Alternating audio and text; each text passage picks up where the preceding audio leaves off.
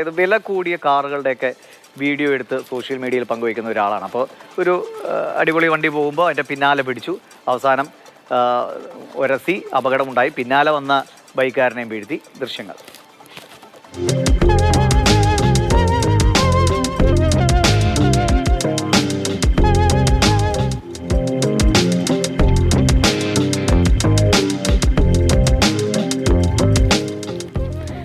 K V ശ്രീധരനുണ്ട്. Sreedharan, എത്ര കൊണ്ടാലും കിട്ടിയാലും പഠിക്കില്ല എന്നതുപോലെയാണ് ഈ പലരും ഇത്തരം വീഡിയോകൾ ഉണ്ടാക്കുന്നവർ. ഇങ്ങനെ ചെയ്തുകൊണ്ടിരിക്കുക, എങ്ങനെയെങ്കിലും റീച്ച് ഉണ്ടാകുക എന്ന് മാത്രമാണ്. ഇപ്പോൾ ഈ അപകടം, പല അപകടങ്ങളും കണ്ടിട്ടുണ്ട്. ഇത് ഇവർക്കെതിരെ എന്തെങ്കിലും നടപടികളോ കേസോ ഒക്കെ എടുത്തിട്ടുണ്ടോ? സ്ഥിരം ഇങ്ങനെ വീഡിയോ ഇട്ട് വൈറലാക്കുന്ന കക്ഷികളാണ് ഇവർ.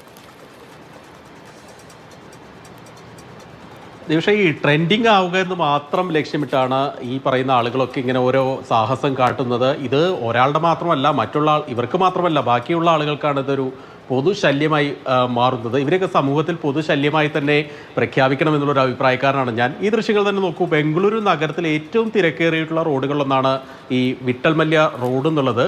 ഈ റോഡിലൂടെ മുന്നിലൊരു കാറ് പോവുകയാണ്, ഒരു ആഡംബര കാറ് പോവുകയാണ്. ഈ കാറിൻ്റെ ദൃശ്യങ്ങൾ എടുക്കാനാണ് ഈ വലിയ തിരക്കിൻ്റെ ഇടയിൽ ഇവർ പെടാപ്പാടുപെടുന്നത്.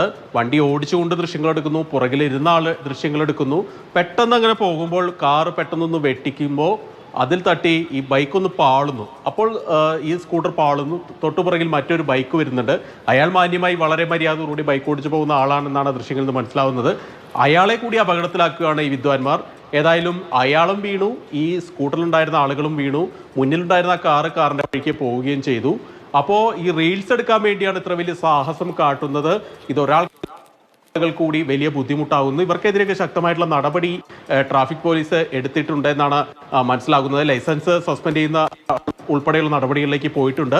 ഇൻസ്റ്റാഗ്രാം വ്യൂസിന് വേണ്ടിയാണ് സ്വന്തം ജീവൻ പണയം വെച്ചുകൊണ്ട് ഇത്ര വലിയ സാഹസം ഇവർ കാട്ടുന്നത്. എനിക്ക് തോന്നുന്നു ദിവിഷന് തന്നെ ഓർമ്മയുണ്ടാവും, ഒരു കുറച്ചു കാലം മുൻപ് ഒരു വെള്ളച്ചാട്ടത്തിന്റെ അടുത്ത് നിന്ന് വീഡിയോ എടുത്തിട്ട് വെള്ളച്ചാട്ടത്തിൽ വീണ ഉണ്ടായിരുന്നു. നമ്മൾ ഈ തത്സമയ റിപ്പോർട്ടിലൊക്കെ അത് ചർച്ച ചെയ്താണ്. എന്നിട്ടും ആളുകൾ, ഞാൻ പറയുന്നത് ഇത് കർണാടകയിൽ മാത്രം നടക്കുന്നതല്ല, നമ്മുടെ നാട്ടിലും ഒരുപാട് എങ്ങനെ റീച്ച് ഉണ്ടാക്കുക എന്ന മാത്രം ഉദ്ദേശം കൊണ്ട് അവനവന്റെ ജീവൻ അപകടത്തിലാക്കുന്ന പോകട്ടെ, ഒരു തെറ്റും ചെയ്യാതെ നടക്കുന്നവരുടെ ജീവിതവും കൂടെ അപകടത്തിലാക്കുന്ന പ്രവർത്തികളാണ്. അപ്പോൾ കർശന നടപടികൾ ഇങ്ങനെയുള്ളവർക്കെതിരെ എടുത്തേ മതിയാകൂ. ശരി ശ്രീധര.